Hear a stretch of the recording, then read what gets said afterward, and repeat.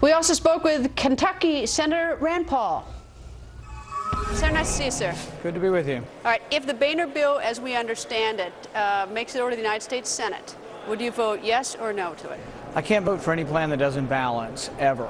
And so no balanced budget amendment? Well, no, that doesn't balance. His plan will never balance. 10 years, 20 years, there isn't a significant change in policy that will ever balance the budget. So I can't vote for any plan that doesn't balance. The Boehner plan also will add about $7 trillion to the debt over 10 years, albeit that's $1 trillion less than the CBO baseline, but it's still $7 trillion of additional debt. Every year under the Boehner plan, we will spend more and we will borrow more, and the debt will grow. We're at $14 trillion for national debt now. Boehner plan in 10 years will be $21 trillion.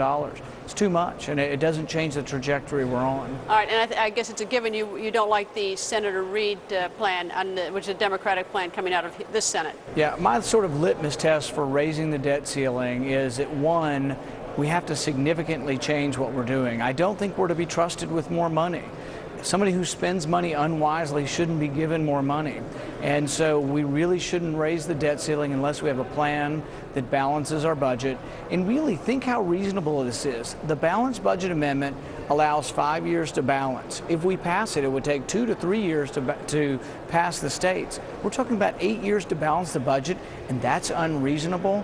We need to have a discussion. The president needs to explain to the American public why he's against balancing the budget. All right, Senator McCain has blasted the Tea Party, and I guess blasted you by inference as being part of the Tea Party. I think they're saying that maybe you're impractical, that we're now sort of down to the line. This is getting almost to a cataclysmic point because the deadline is rapidly approaching. Are you a spoiler in the sense that it might make sense to sort of at least work and negotiate and try to work something out in the short run? Actually, we have been. The Tea Party conservatives in the Senate and in the House, really against leadership advice, got cut, cap, and balance going through, and we passed it through the House against great odds. We showed that we were willing to raise the debt ceiling under certain conditions. I think what's impractical is $1.5 trillion new debt every year. If interest rates rise by 1 point, that adds another $1 trillion in interest payments over 10 years. Historically, interest rates are low, but if they go back to norms, we're going to be at trillions of dollars of debt just in interest payments. As a practical matter, though, if you don't have the numbers to win here in the U.S. Senate, you're going to walk away with zilch. Well, other than principle, other than that you stood on your principle, right, and you met your obligations to your constituents, that's what you ran on. Right, but the thing, well, I think that is important, but I think... I'm not denying that, I'm not denying that, but... But I would say what's also important is that we change the trajectory. If I have to go home to Kentucky and tell the voters that the debt's going up by $7 trillion and I voted for it, that'll be an ultimate failure. And if I go home and say that I fought the good fight and that I said, no, we shouldn't increase the debt by $7 trillion over the next 10 years, I think I will be applauded for that. And the thing is that I think the country is headed not for a crisis on August 2nd, but it's headed for a debt crisis in the ensuing months and maybe years. And that debt crisis is from spending too much. We have to rein it in. The entitlements are broken.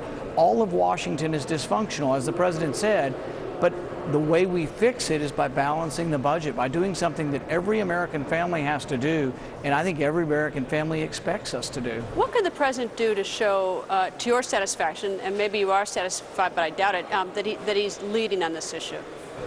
Well, the first thing he would do, if the president were a true leader, is he would take default off the table. It shouldn't even be considered. It's really an obligation, a constitutional obligation to pay for your debts, to pay the interest on your debt. How does he take that off, though, if we don't have more money to borrow to pay our bills? Well, it's interesting that we actually do. We bring in about $200 billion a month in tax revenue. Our interest payments about $20 billion. We have more than enough money that comes in every month in tax revenue to pay the interest on our debt. But we can't pay for everything. We can pay for Social Security also. He should quit scaring the senior citizens. And we could also pay for our soldiers' salaries. And we could pay for another $70 or $80 billion worth of government. We just couldn't pay for all of government. But he could take default off the table, and then this wouldn't be such a crisis situation.